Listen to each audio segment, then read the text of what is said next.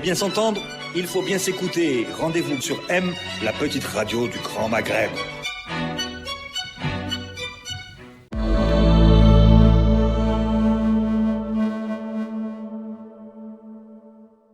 Amis auditeurs de Radio M, bonjour. Nous nous retrouvons aujourd'hui pour la numéro 2 du Café des experts économiques avec nos deux consultants, le professeur Goumiri, Mourad Goumiri, bonjour. Bonjour. Le consultant Hassan Hadou, journaliste spécialiste en économie. Hassan, bonjour. Bonjour.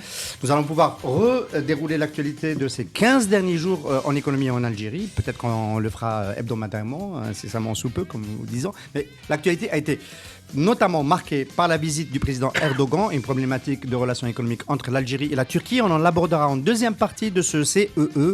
On commencera par, dans la première partie, évoquer la première année de M. Abdelrahman Ould Qaddour à la tête de la compagnie pétrolière Sonatrach. Ça fait à peu près une année, dans quelques jours, que cette nomination surprise était survenue. Je veux déjà recueillir votre avis sur comment vous avez réagi quand vous avez appris que M. Ould Qaddour était nommé président-directeur général de Sonatrach. Ça fait une année. Hassan ? Bon, ça a été un effet de surprise pour tout le monde, mais moi, ça a confirmé un sentiment que j'ai depuis longtemps. C'est que les cercles dirigeants algériens ne prennent pas très au sérieux les condamnations qui sont, faites par les tribunaux militaires, etc., etc. C'est-à-dire qu'apparemment, ils considèrent que c'est des blagues, et ils ont raison de considérer que c'est des blagues. Mais il n'y a pas eu de condamnation dans son cas. Oui, mais enfin, il a été mis en cause et emprisonné, mais il n'a pas eu de condamnation. Bon, il a été emprisonné, etc. Apparemment, ça fait partie de luttes de clans, et ce n'est pas des mises en cause sérieuses. C'est-à-dire, je crois que la mise en cause a été extrêmement sérieuse. C'était une affaire d'espionnage. En principe, il y a des pays pour on est exécuté pour ça, on est condamné à mort. Et donc, sachant cela, tu n'étais pas surpris ? Non, je n'étais pas vraiment surpris parce que moi j'ai le sentiment que ça fait depuis longtemps, c'est l'objet de lutte de clans, donc il ne s'agit pas de mise en cause sérieuse, objective, voilà. C'est tout. Mourad, j'imagine que professeur Goumiri, vous avez rué dans les brancards.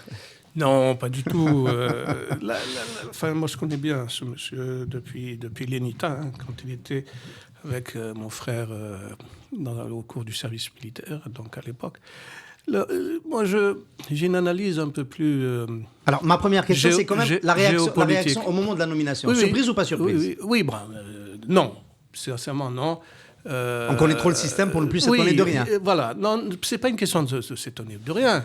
C'est qu'il y a derrière les hydrocarbures en Algérie deux grandes forces qui s'affrontent, l'une américaine et l'autre française. Pour schématiser, Total d'un côté, et puis les 5 sœurs américaines. Donc, ce personnage atypique, parce qu'il faut bien le dire, vous dites il a été condamné, il n'a pas été condamné, etc., mais passer plusieurs années en détention, ce n'est pas rien du tout. J'ai des copains qui l'ont fait, Enfin, il y en a d'autres qui l'ont fait aussi, qui sont revenus à la tête de... Je pense à M. Hodjter, qui est revenu de nulle part pour être à la tête d'Algérie Télécom. Il avait été en prison alors qu'il était président au long cours, directeur général de SNV, de Sider à Annaba. Ça dépend du contenu des condamnations. C'est pas nécessairement quelque chose si on est absous. Mais dans le cas de Ould Qaddour, il n'est pas absous, c'est tout le problème. Non seulement il n'est pas absous, mais vous avez vu ce qu'on a retenu contre lui ? Intelligence avec puissance étrangère. Non, ça c'est pin-up. La vraie accusation, elle est ailleurs. C'est sa gestion de BSR. C'est quoi ? C'est ça. Il n'y a pas eu de procès. Là, il y a eu des préjudices considérables subis par Sonatrach et il n'y a pas eu de procès. Mais c'est pour ça que je fais une analyse géopolitique et je dis que c'est... Je rappelle, juste un rappel du journaliste. L'accusation, en fait, pourquoi il s'est retrouvé au tribunal militaire avec un officier du DRS, et donc, c'est parce que M. Ould Qaddour a bénéficié d'une évasion des services. Donc, on lui a sorti des documents sur les écoutes dont il faisait l'objet dans le cadre de l'enquête BCR. Donc, il était sous écoute et il avait réussi, parce qu'il avait un lien familial, à faire sortir et à savoir ce qu'on avait retenu, ce qu'on écoutait de lui, ce que détenait le DRS sur lui. Ce qui, effectivement, correspond à une accusation grave parce que on a court-circuité les services de sécurité. Mais intelligence avec force étrangère, ça c'est ou intelligence, ça c'est le dossier BCR et c'est l'actionnaire américain qui lui n'a pas été traité. On en parlera peut-être tout à l'heure. Oui, alors moi j'ai pas la chance d'avoir comme vous ce détail ces détails, j'allais dire, de l'enquête, parce qu'en fait, là, vous rentrez dans l'enquête. Mais je fais un lien entre Ali Burton, donc, et Dick Cheney, vice-président des États-Unis, s'il vous plaît, et cette personne, et son retour. Hein, voilà. Je fais un lien, je considère que c'est le retour des Américains dans les affaires énergétiques de l'Algérie. Ils ne sont jamais partis. Hein, souvenez-vous, si on remonte dans le temps, le plan valide, si on remonte dans le temps Arthur de Little, si on remonte dans le temps, etc., il y a toujours eu cette confrontation, et c'est tout à fait normal, entre deux grands groupes, deux gros intérêts en Algérie en matière énergétique, les groupes américains et les groupes français. Alors, on va dérouler un petit peu la première année de M. Abdelmoumen Ould Qaddour à la tête de Sonatrach. Évidemment, il arrivait avec un gros handicap. Hein, il sentait le soufre en arrivant. Nous, les journalistes, les premiers, on était un peu estomaqués par cette nomination. Et puis, il a pris le taureau par les cornes et c'est lui qui est devenu offensif. On se rappelle de sa première sortie dans ce forum stratégie où il a dit Sonatrach, c'est une administration, ça ne peut pas continuer comme ça. Donc, c'est lui qui a agressé le premier. Il a dit c'est pas de la gestion, c'est de l'administration. Il a cité un peu les protocoles et tout ça. Et puis, il a commencé moi, je cite les éléments de ses premiers éléments de bilan. Il a commencé par régler les contentieux, enfin, il y a le contentieux uni, et le contentieux total sur la raffinerie c'était un gros d'Alger avec un arbitrage international. Et puis, il a relancé des chantiers qui étaient dormants dans le sud. Est-ce que donc ma question c'est est-ce que il a réussi à faire oublier le choc de sa nomination avec ces mesures-là? Voilà. Moi, j'ai cette impression-là. Sa gestion, disons, en tout cas de la première année.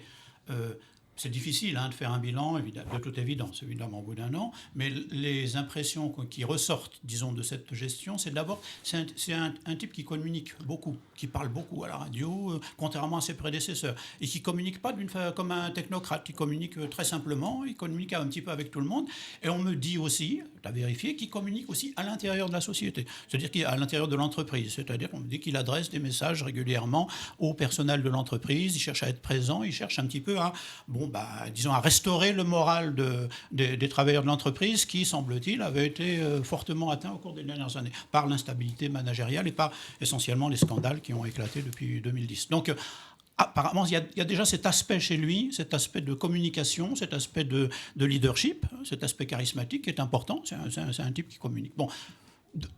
Deuxièmement, on a cette impression. Alors là, ça rejoint un petit peu le problème que posait Goumiri, que posait à l'instant. C'est quelqu'un qui semble rechercher aujourd'hui la relance du partenariat. La relance du partenariat débloquer le partenariat avec, disons, les entreprises étrangères. Il y avait un contentieux. Il y avait des contentieux nombreux. On dit qu'il y avait 13 ou 14 situations de contentieux bloquées depuis très très longtemps. Il fait du déminage. Qui était en phase de pourrissement. Alors il y a une explication qui est intéressante là-dessus, je pense qu'elle est vraie, c'est-à-dire que ces contentieux étaient en phase de pourrissement. Pourquoi ? Parce que les nouveaux gestionnaires, les nouveaux managers de Sonatrach ne voulaient pas s'engager, ne voulaient pas prendre d'initiative, ne voulaient pas négocier de gré à gré avec les partenaires, parce qu'ils avaient peur d'aller en prison. Disons. Donc, ils préféraient laisser pourrir la chose et puis aller jusqu'à l'arbitrage international et laisser la justice internationale régler les problèmes. Bon, apparemment, il prend plus de risques, il cherche à régler de gré à gré. On va dire que la première qualité dont a fait preuve Abdelmoumen Ould Qaddour, c'est d'être un homme de décision, de ne pas avoir peur de prendre des décisions, ce qui a manqué à la tête de Sonatrach pendant toutes les dernières années. Apparemment, il a réglé en peu de temps beaucoup de situations de contentieux. C'est pas visiblement l'avis de Mourad Goumiri. Non, c'est pas mon avis. Est-ce que c'est entre ses mains ? Il faut être sérieux.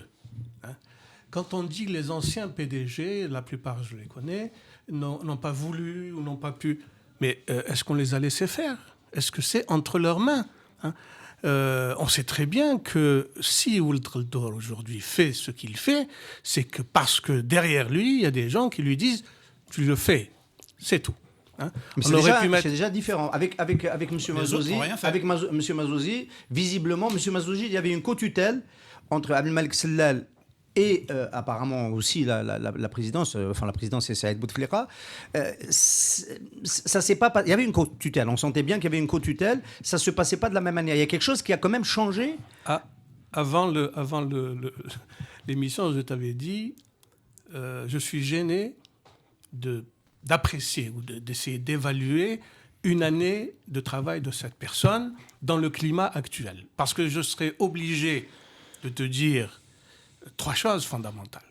Où est le Conseil national de l'énergie, créé par Mouloud Hamrouche, amendé par Zaroual? Ça, c'est autre chose. Ça, c'est de la C'est pas stratégie. autre Là, on chose. parle du management de Oui, Sonatrach. oui, On parle du périmètre d'affaires de Sonatrach. Mais le périmètre d'affaires rentre dans le cadre d'une stratégie. Non, Il n'y a pas de stratégie à moyen long terme. Il y a un terme. contentieux total sur la raffinerie d'Alger. Est-ce qu'on le laisse pourrir? On va la. Mais qu'est-ce que tu appelles laisser pourrir? Il est en justice. Il est en justice. Et quand les gens viennent négocier avec vous... On a besoin de capacité de raffinement. Quand les gens viennent négocier avec vous, c'est une autre affaire, le raffinement. Quand les gens viennent négocier avec vous, c'est qu'ils ont peur de perdre. Sinon, ils ne négocient pas avec vous. Hein. La plupart des contentieux où Sonatrach a eu gain de cause, c'est parce qu'elle avait un dossier. Alors, on va inverser embêtant. le problème. On va inverser le problème. C'était quoi le problème de Sonatrach avant l'arrivée de M. Ould Qadour? Mais il n'y avait pas de feuille de route. Il n'y a toujours pas de feuille de route. Mais vous imaginez que 2 personnes, le ministre ou le PDG de Sonatrach, et des fois ils étaient tous les 2 en même temps, ils étaient ministres, et décident pour toute l'Algérie sur les 20 prochaines années. Est-ce que c'est normal qu'une personne, ou ça aurait pu être n'importe qui, décide pour toute l'Algérie sur les 20 prochaines années? Ça, c'était Chakib Khalil. Depuis, c'est plus le cas. Mais c'est pas une question de Chakib Khalil. Non, Chakib Khalil avait cette latitude de décider pour toute l'Algérie. Oui, on avait, mais les autres aussi. Et Beled Abslam, quelques années auparavant. Voilà. Donc, je vous dis, le problème, c'est que pour un secteur aussi stratégique, on aurait dû, et on a créé une institution, qui est le Conseil national de l'énergie, à la tête de laquelle il y avait le président de la République, tous les ministères de souveraineté, la ministre elle a ajouté le ministère de la Défense, à l'intérieur de cette structure. Et donc, il y a là, à l'intérieur, une décision collégiale et politique qui devait se faire sur la vision dans les 10-20 prochaines années en matière de secteur d'hydrocarbures, qui, comme vous le savez très bien, va structurer tous les autres secteurs, puisque c'est là où se crée la rente pétrolière. La question qui nous est posée, c'est... On a un nouveau PDG à la tête de Sonatrach, M. Ould Qadour, qui est là depuis le 20 mars. Il va fêter 1 an de son premier anniversaire de présence à la tête de Sonatrach. Est-ce qu'il a fait quelque chose? On a très très nettement l'impression que, disons, le partenariat est en cours de relance. Le partenariat, pas forcément d'ailleurs pas particulièrement avec les entreprises américaines, parce que les annonces les plus importantes qui ont été faites, c'est le règlement de contentieux avec des Français, avec l'ENI, etc.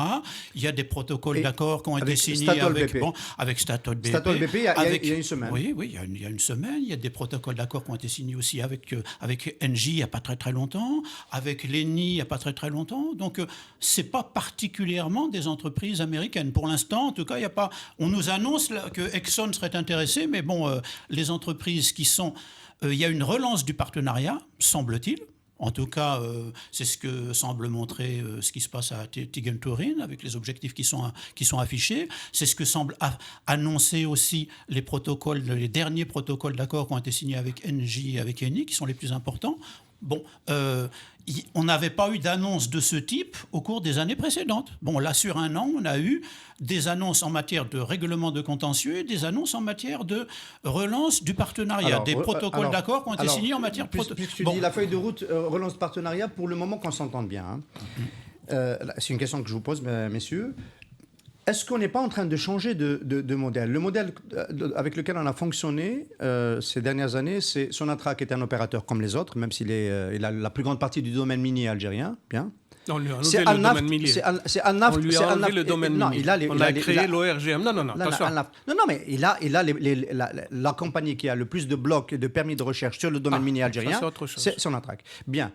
Et on faisait des appels d'offres pour essayer d'attirer des compagnies pétrolières. 4 échecs consécutifs.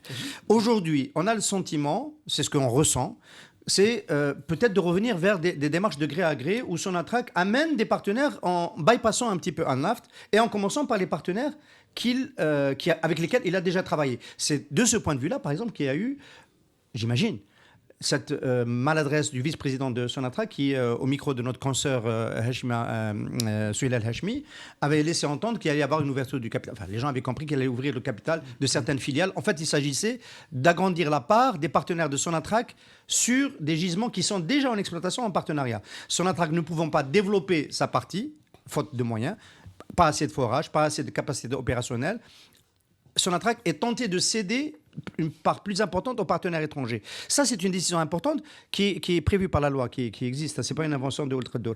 Donc, est-ce qu'on n'est pas en train de changer de modèle qui est passé à un modèle qui passait par le régulateur, en l'occurrence Alnaft, à un modèle B2B, Sonatrach, avec ses partenaires directement? Je pose la question directement à Morad. Et puis, ton avis sur si on est en train de changer de modèle, est-ce que c'est pas plus efficace de faire comme ça?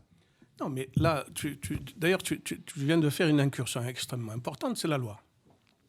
C'est la loi. Hein, et cette loi, elle a été révisée à plusieurs reprises.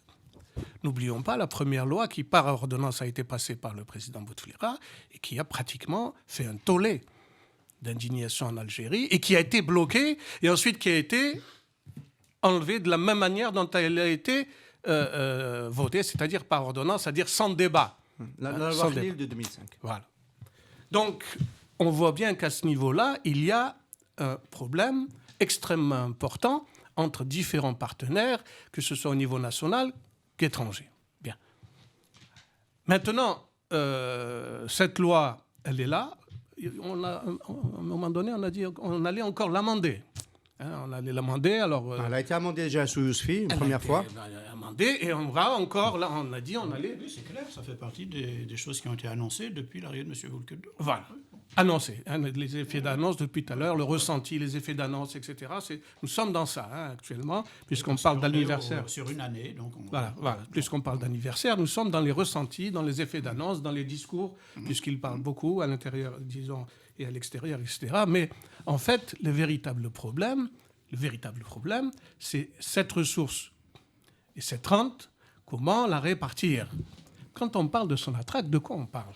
La partie exploration, la partie exploitation, la partie production, le transport, le raffinage, c'est tous ces éléments-là qui doivent être mis en coordination.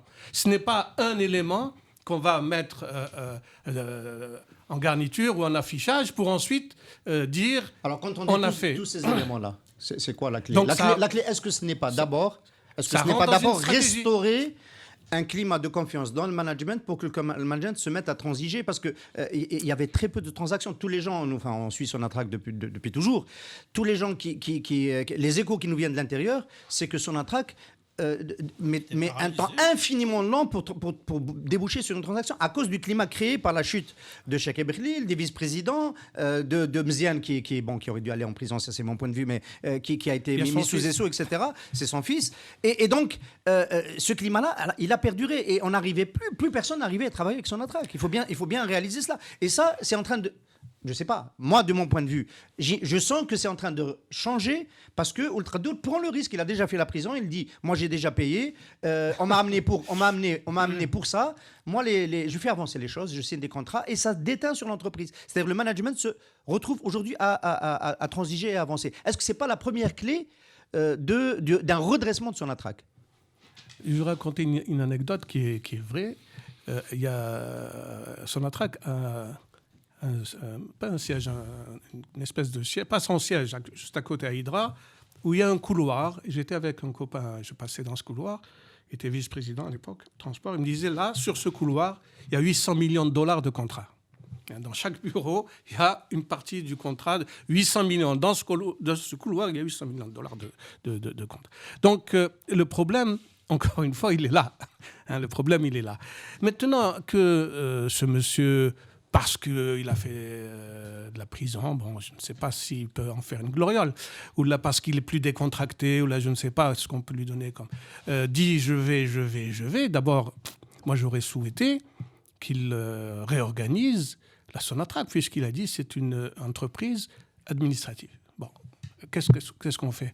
On prend un bureau d'études internationales, si on n'a pas les capacités nationales, et on regarde, et on refait, et on redynamise l'organigramme, en mettant des gens, cette fois compétents, puisqu'on parle de compétences, et surtout des gens qui foncent avec lui dans sa feuille de route. Question que je pose, quelle est sa feuille de route? Vous la connaissez, vous? Tu la connais, toi? On a des impressions, on a des choses qui... Bon, quand on dit les procès, mais c'est des procès qui durent depuis plusieurs années. Il arrive à un moment où il est à la fin de procès, il les gagne ou il les perd, on verra ça. Mais c'est pas lui. Que vous dites au service du contentieux, vous allez me déterrer tout cela, et voici votre nouvelle feuille de route, c'est-à-dire, comme on dit en langage vulgaire, un mauvais arrangement plutôt qu'un bon procès. Là, c'est un élément directionnel. On donne instruction à son juriste. Moi, je ne veux plus entendre parler de justice. Trouvons des compromis avec l'ensemble des entreprises qui ont des contentieux avec Sonatrach. En quelques mots, moi je voudrais dire l'impression que je retire. Encore une fois, il ne s'agit pas d'un bilan objectif, il n'y a pas d'éléments objectifs, il n'y a pas de feuille de route, tout ce que vous voulez. L'impression qu'on retire, c'est il y a plus de leadership. Avec cette personne-là, il y a plus d'indépendance, il y a plus de liberté de parole, il y a plus de prise de risque, il y a plus de leadership, il y a une meilleure, apparemment, relation avec les cadres de l'entreprise, etc., avec le personnel de l'entreprise. Bon. Deuxièmement, il semble que c'est une personne qu'on a surtout ramenée pour, disons, améliorer la qualité de la relation avec les partenaires internationaux. Dans ce domaine-là, il y a des résultats qui paraissent objectifs. Bon, on n'en a qu'à une année, mais il semble qu'il y a des résultats, on en a parlé, encore une fois, les contentieux, les partenariats. Bon. Il y a deux autres problèmes qui étaient soulignés quand on parlait de Sonatrach au cours des dernières années. Il y a un problème important qu'on soulignait depuis longtemps, c'était la baisse de la production. La baisse de la production, c'était le problème numéro un. Et on en parlait à propos des grands gisements. On en parlait à propos des grands gisements. Et j'ai l'impression que dans ce domaine-là aussi, c'est quelqu'un qui est venu pour panser les plaies. C'est-à-dire, panser les plaies, c'est quoi? Ça s'est traduit par quoi? Eh ben, une annonce à laquelle on n'a pas tellement fait attention, mais il y a deux contrats énormes qui ont été signés dans les mois passés, disons par M. Ould-Kaddour, même si c'était déjà en route avant qu'il arrive, c'est les contrats avec JGC. C'est sur un les Japonais qui doivent revamper les gisements. On a signé avec JGC il n'y a pas longtemps, avec ce Japonais qui est un partenaire très très ancien de Sonatrach, mais pas à ce niveau-là d'investissement. C'est-à-dire, on a signé un contrat de 2 milliards de dollars pour ACRML. Je veux dire, la taille de l'investissement du contrat qui a été signé avec JGC, il renseigne sur la taille du problème. Hein. Ça veut dire qu'il s'agit... C'est le problème qu'on posait en filigrane depuis des années sur le vieillissement, sur la surexploitation du gisement, etc. Là, on est avec des histoires de compression. Je suis pas technicien, mais apparemment, manifestement, il s'agit de ça. Bon, il y a à peu près le même à Sonatrach, enfin, à peu près le même à Sime Saoud, même s'il est d'une taille un peu plus modeste, on parle de 500-600 millions de dollars, mais c'est un petit peu la même chose qui se passe. Et la valeur ajoutée est plus importante. Et c'est toujours pareil, c'est toujours avec JGC, c'est toujours dans la période récente. Donc ça, c'est le 3. Il y a un autre problème, un dernier problème. Alors, une dernière question qu'on se posait au cours des dernières années, que suscitait la gestion de Sonatrach, c'est cette histoire d'énergie renouvelable. Cette histoire on nous disait, énergie renouvelable, on ne fait rien, on est en retard, on est effectivement de plus en plus en retard. Et on se demandait, s'ils vont faire décoller les choses, est-ce qu'il ne faut pas impliquer Sonatrach? Parce que je veux dire Sonelgaz, d'accord, mais c'est peut-être pas le bon. On s'est posé la question très régulièrement. Il y a quand même 2-3 contrats qui ont été signés dans les mois passés, dans ce domaine-là, avec l'ENI, avec Engie il n'y a pas très très longtemps, il y a un troisième partenaire.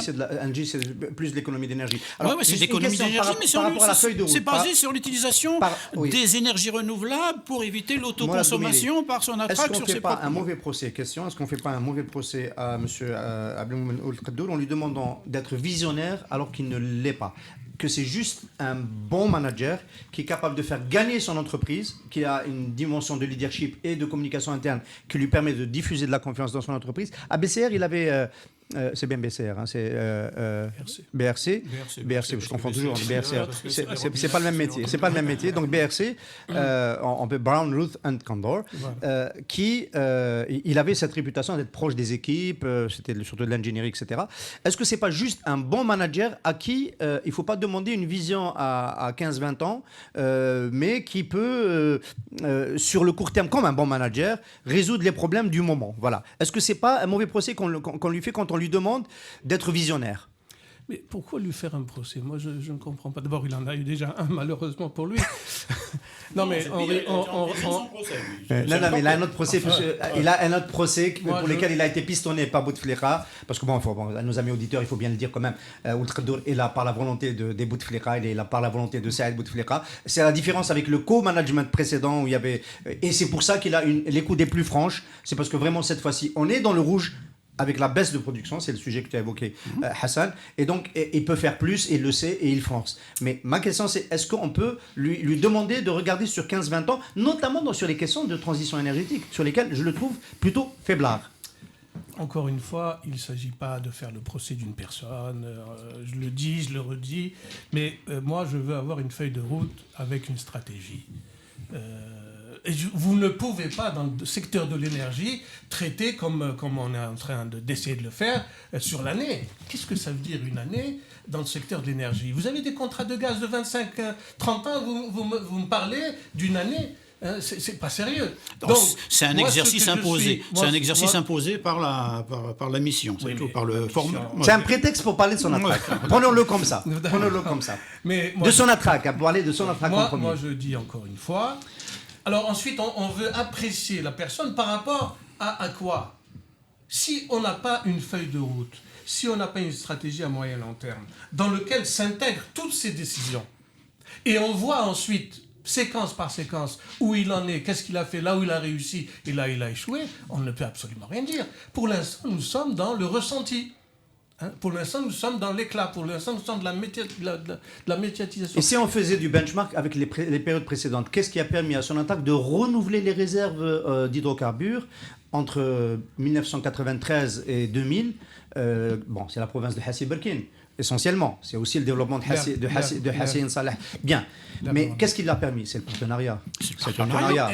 Et donc, ici, c'est pas les découvertes en propre de Sonatrach. Depuis qu'elle existe, n'a pas fait de partenariat. Mais enfin, il faut être sérieux. Mais c'est en berne depuis plusieurs années. Il y a une entreprise qui, depuis l'indépendance, et même avant l'indépendance, n'oubliez pas... C'est en berne depuis plusieurs années. On a parlé des 4 appels d'offres ratés. Alors là, c'est autre chose. Berne, là, il faut analyser. Pourquoi?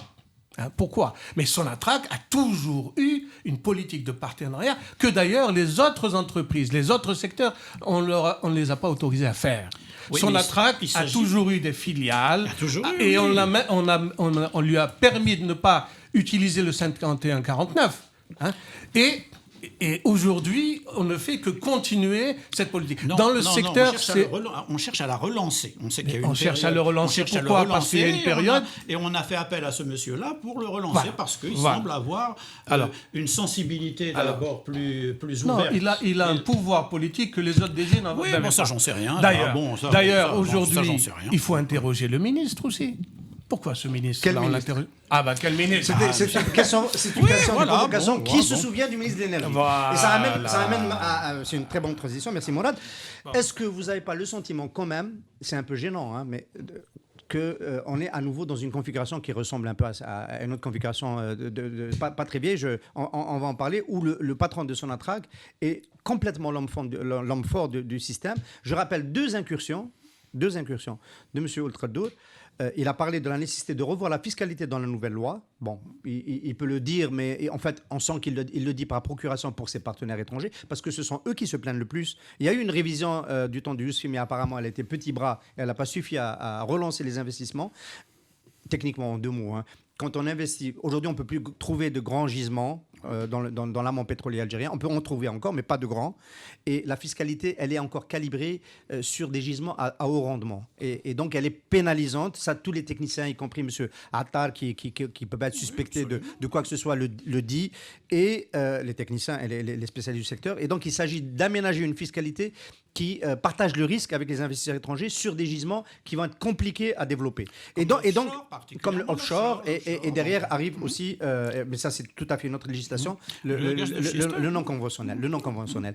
Alors, est-ce que en allant sur ces territoires-là, c'est-à-dire en fait en se conduisant un petit peu comme un ministre, Monsieur Ould-Khadour ne prend pas quand même un risque considérable? C'est ma question. Non, moi je pense pas. Je pense la répartition des rôles à l'intérieur du secteur de l'énergie. On peut citer le nom du ministre. D'ailleurs, je l'ai pas fait, mais je vous laisse le faire.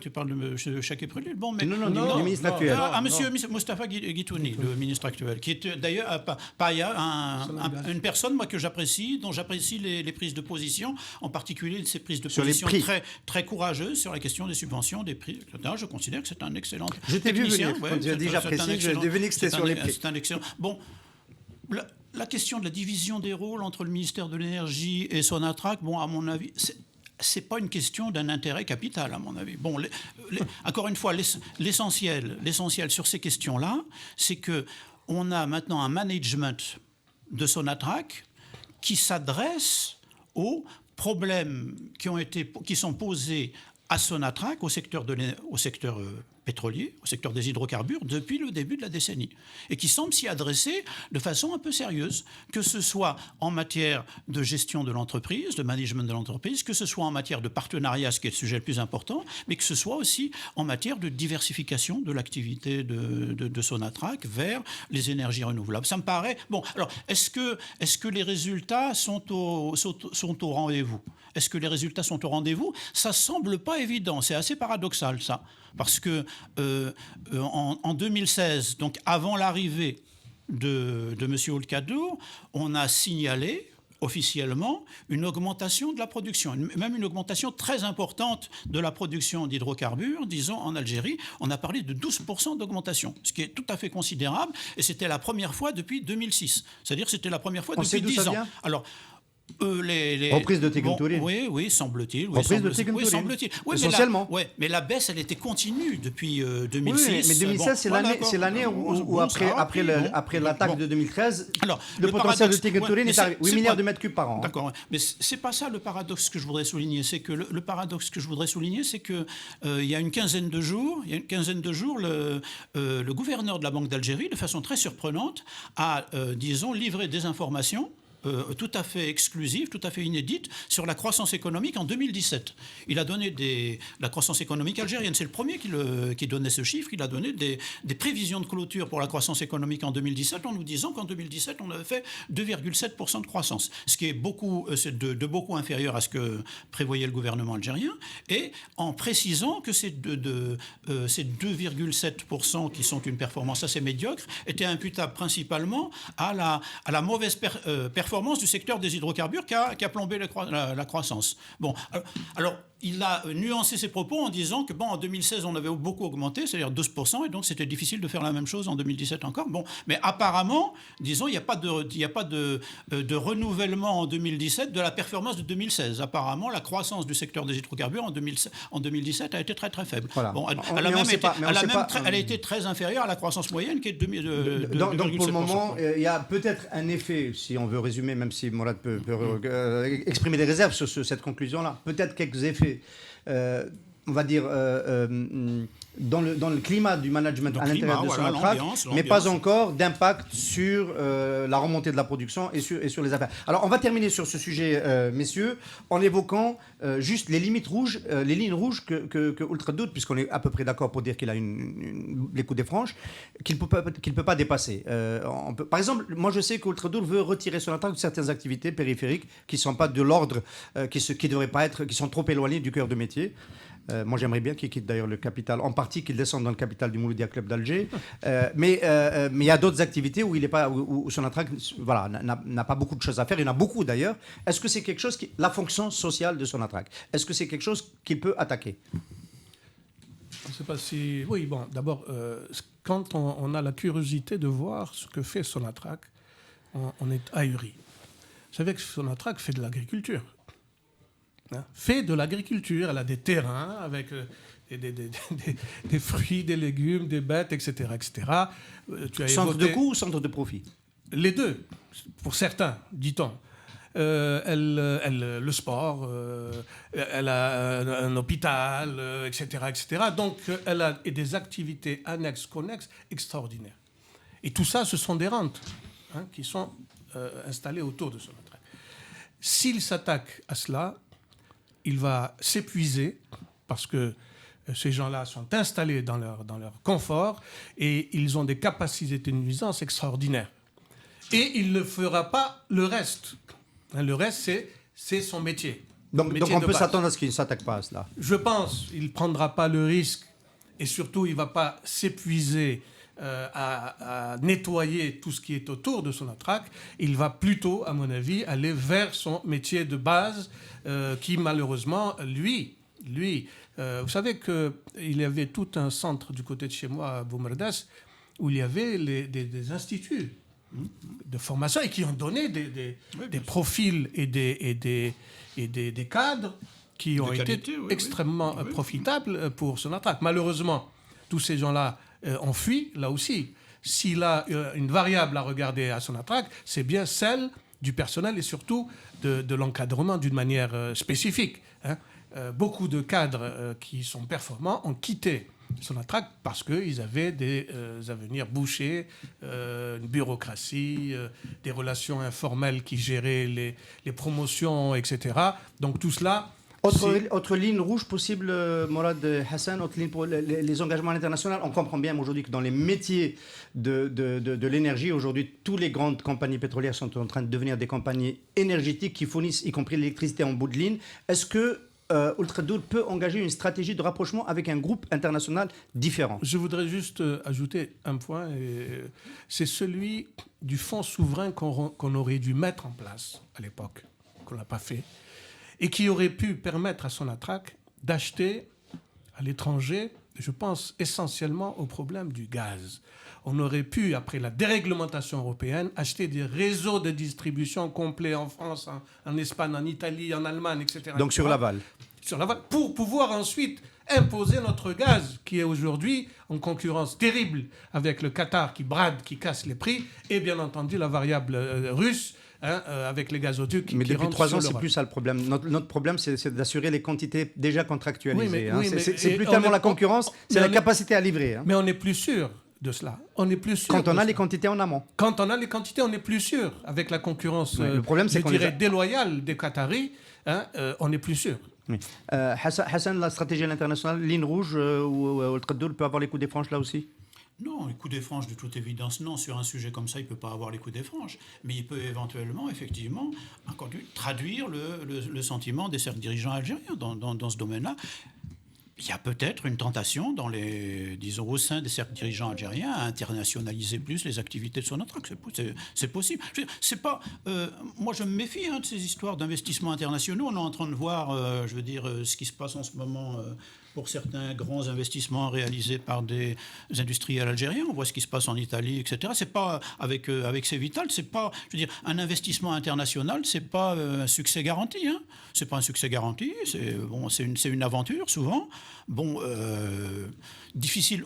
Nous, ce qui est certain, c'est que nous, on l'a pas fait. Alors, comme on le redoutait, Morad Goumiri, le sujet Sonatrach a pris beaucoup de temps. On va quand même évoquer le deuxième sujet, la visite du président Tayyip Erdogan, le président turc en Algérie la semaine dernière. Une visite qui a suscité une polémique au niveau politique et idéologique. Bienvenue ou pas bienvenue, mais bon, c'était un hôte de l'Algérie. Et finalement, le cœur, le plat de résistance de cette visite était quand même bien plus économique que politique. Alors, ma question, pour aller vite, est-ce qu'on a senti un peu le président turc courroucé par les mesures protectionnistes algériennes? Est-ce qu'on n'a pas sous-évalué le préjudice que la politique des quotas et des bannes, d'ailleurs, des interdictions d'importation algériennes, a pu provoquer aux exportateurs turcs? Est-ce que ce n'est pas un sujet qui était un angle mort et qu'on a fait une victime qu'on n'avait pas vue avant? C'est possible. On a l'impression, a priori, je ne connais pas le détail des exportations turques vers l'Algérie, qu'elles sont essentiellement orientées vers les produits finis, les produits de consommation. C'est essentiellement dans cette direction-là qu'on a été, nous, dernièrement, en tout cas avec les suspensions d'importation. Donc, ça peut effectivement irriter, surtout apparemment, on a décidé de suspendre l'importation des biscuits juste au moment pour souhaiter la bienvenue à M. Erdogan, alors que la plupart des biscuits, en tout cas ceux que je consomme moi, souvent, ils sont fabriqués en Turquie, donc ils sont d'excellente qualité. Donc, apparemment, c'était pas un cadeau de bienvenue très opportun. Alors, je voudrais quand même souligner. Il y a quelque chose chez nous qu'on semble sous-estimer, disons. Alors là, vraiment, peut-être que dans ce domaine-là, M. Erdogan, il est venu remettre un certain nombre de pendules à l'heure. Nous, on continue de considérer chez nous que la législation algérienne, la réglementation algérienne est une réglementation normale. Non, la réglementation algérienne aujourd'hui, dans le monde d'aujourd'hui, disons, celle qui régit les investissements comme celle qui régit les échanges commerciaux, est une réglementation d'exception. Elle existe nulle part dans le bassin méditerranéen. On est le seul pays qui fait du 51-49. Je veux dire, on demande aux investisseurs étrangers, on leur dit, vous venez chez nous, vous ramenez votre argent, vous ramenez votre technologie, tout ça, et vous n'aurez pas la majorité du capital. Ce ne sera pas vous les patrons. Hein. Et puis deuxièmement, on leur dit maintenant, vous venez construire des usines, vous vous installez, vous construisez des usines, mais vous n'êtes pas sûr que vous pourrez vous acheter la matière première. C'est pas certain que vous pourrez l'importer parce qu'il y a une réglementation, il y a des suspensions à l'importation, il y a des licences. Qui voulez-vous qui investisse dans des conditions comme celle-là? Oui, je veux dire, c'est ce que M. Erdogan est venu dire. Je veux dire, on est dans une situation d'exception, une situation absurde. Les indices internationaux de type corruption, de type doing business, etc., nous savons que nous sommes parmi les gens qui sont en fin de course, enfin fin de liste. Donc nous sommes les moins bons dans ce domaine-là. On va dire les pires. Bon, si tu préfères. Mais il faut peut-être écouter M. Erdogan. Il est arrivé pour un président, jusqu'à parler des visas. Vous imaginez un peu un président qui vient dans un pays en visite et qui dit, écoutez, monsieur, pourquoi vous mettez toutes ces difficultés non pas pour les Algériens, c'est pas comme les Français, hein. Non, c'est l'inverse. Bien sûr. C'est l'inverse. Il dit, donnez des visas à nos concitoyens pour venir éventuellement visiter la mosquée de Kutchawa qu'ils ont financée pour la restauration. Et même pour le business. Et pour le business. Hein, vous imaginez ce que c'est. C'est terrible. D'une part. Il est venu nous dire qu'on était un pays fermé. Complètement. Maintenant, il ne faut pas oublier que nous ne sommes pas encore à l'OMC. Mais nous sommes l'un des... Enfin, je ne sais pas s'il reste encore un pays, ou deux, ou trois, à part la Libye, ou la Turquie, la Syrie, qui ne sont pas encore membres de l'Organisation mondiale du commerce. On est en train de, soi-disant, la Corée du Nord et Cuba. Alors la Corée du Nord, je voulais pas les citer parce que ça refroidit toujours l'atmosphère, oui. Voilà, c'est pas mal. Donc, il est temps, parce que les gens pensent qu'en disant « je vais interdire », ce matin, j'écoutais Trump qui disait « je vais mettre telle taxe sur l'acier, telle taxe sur ceci, telle taxe sur là ». Alors ça fait mousser les conservateurs, etc., etc.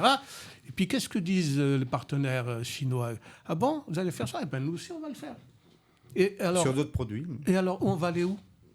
Où va-t-on comme ça, hein? Où va-t-on comme ça? Et on ne prend pas le véritable problème à la source.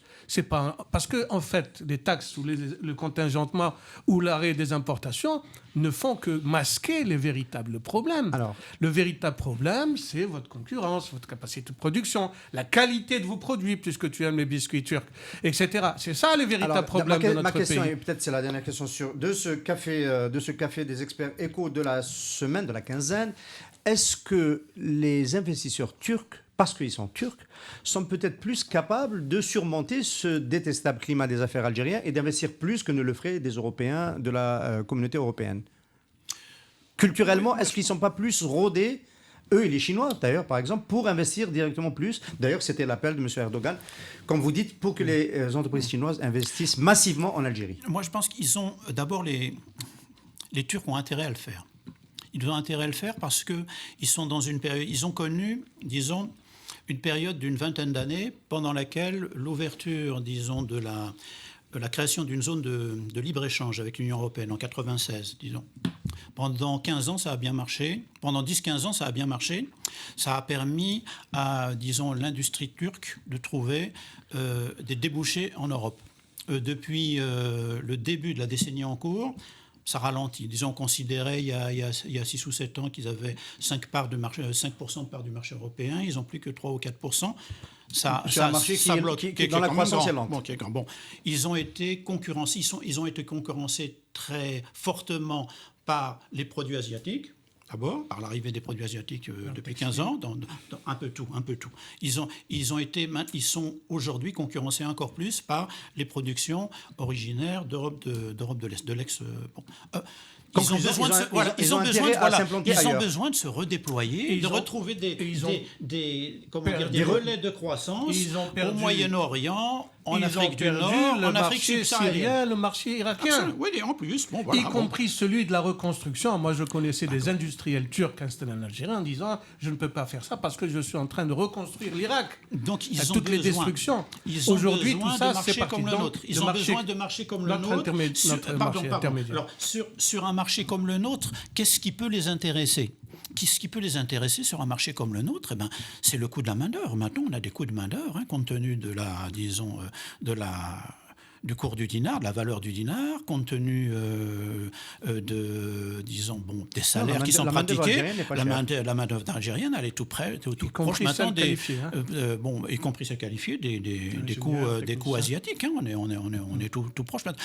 On est beaucoup moins cher que la Turquie. Alors, ou est-ce que que ça l'Europe de signifie, l'Est. est-ce que ça signifie que la rationalité d'un méga investissement comme celui de la zone industrielle de Sidi Khattab à Relizane, textile, est-ce que c'est la main-d'œuvre ou est-ce qu'il y a une autre La rationalité? main-d'œuvre, l'énergie, les avantages. Et il y a un avantage comparatif qu'on semble oublier, mais qui est extrêmement important à la décision d'investissement, c'est le coût de l'énergie. Bien sûr. Si on leur refile un complexe d'aluminium, l'aluminium, c'est quoi? C'est de la bauxite plus de l'électricité.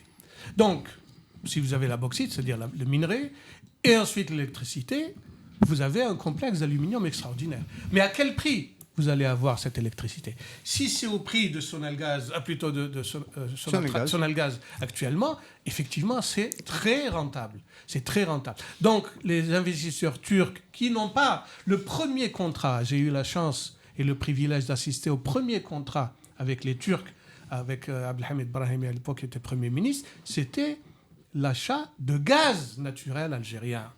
Alors, cette rationalité, pourquoi elle serait valable que pour les Turcs de bénéficier de coûts énergétiques faibles? D'ailleurs, tout autant pour les coûts salariaux. Pourquoi ce serait spécialement les Turcs qui seraient sollicités, qui réagiraient à Alors cela? là, on sort de la politique, on sort de l'économie. On rentre dans la géopolitique, on rentre dans la Turquie. Aujourd'hui, a un problème terrible. C'est le problème kurde. N'oublions pas que les Kurdes sont en Turquie, en Syrie, en Irak. En plus, en Irak, ils ont la région de Kirkouk, c'est-à-dire le deuxième gisement le plus important. Imaginez que la nation kurde se reconstruise sur cette région et qu'elle ait les moyens de sa survie, c'est-à-dire l'énergie. Mais la Turquie va avoir une séparation de près de la moitié de la Turquie. Donc la Turquie joue une carte fondamentale, c'est celle... Non. Alors j'ai entendu un spécialiste, juste une seconde Hassan, pour la transition, j'ai entendu un spécialiste dire que par exemple le cas, c'est celui que j'ai cité de méga complexe, 15 000, on parle de 1500 ouvriers à Sidi Khattab à Relizane pour 15 000. C'est un investissement gigantesque. Alors 15 000 ouvriers pour transformation de leur coton. Voilà, exactement. C'est une manière de recycler leurs matières premières. Voilà, mais c'est ça que je voulais vous entendre dire. Quelle est la rationalité de ces investissements en Algérie? Et le marché est lent. Et le marché, ce n'est pas le marché algérien. C'est l'exportation. C'est l'exportation. Donc c'est une bonne nouvelle. C'est une excellente nouvelle pour l'économie algérienne.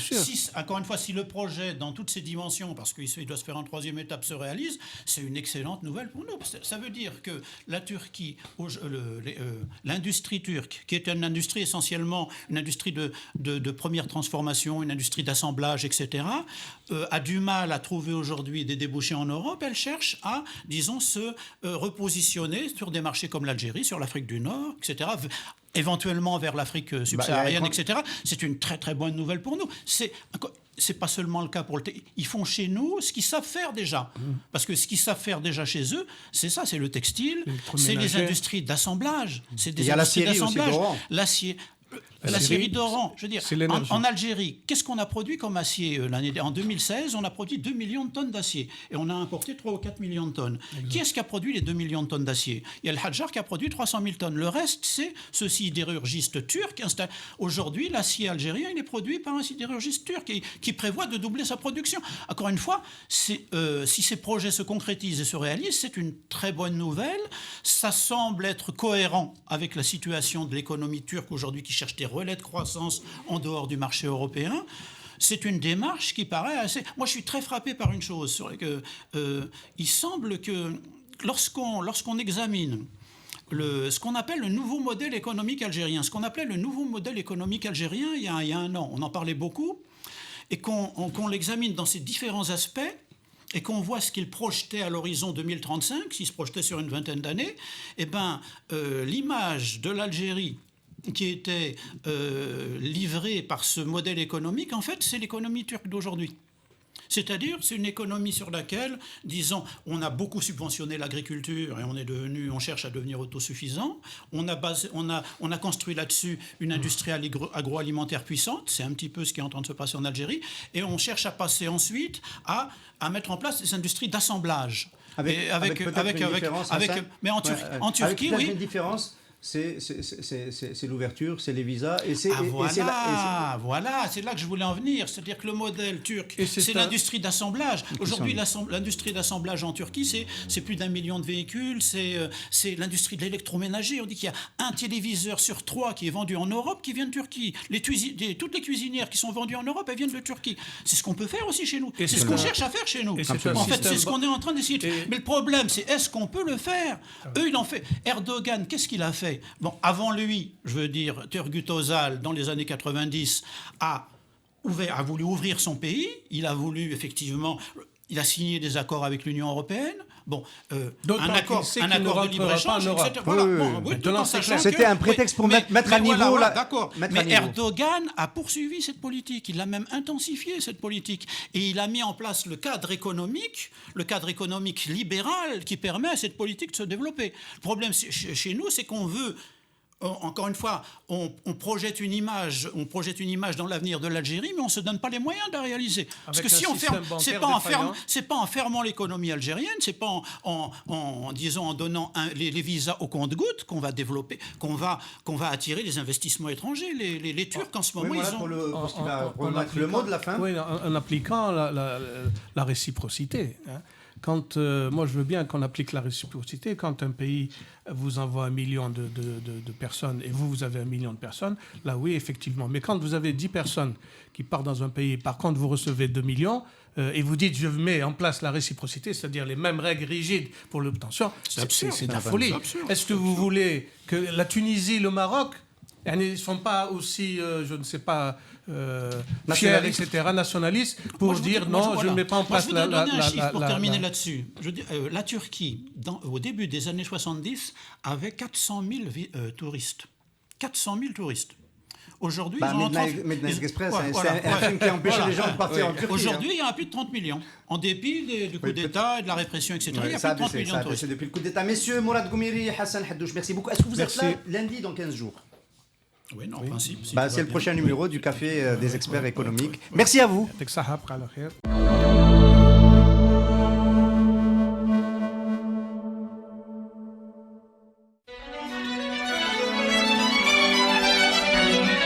Pour bien s'entendre, il faut bien s'écouter. Rendez-vous sur M, la petite radio du Grand Maghreb.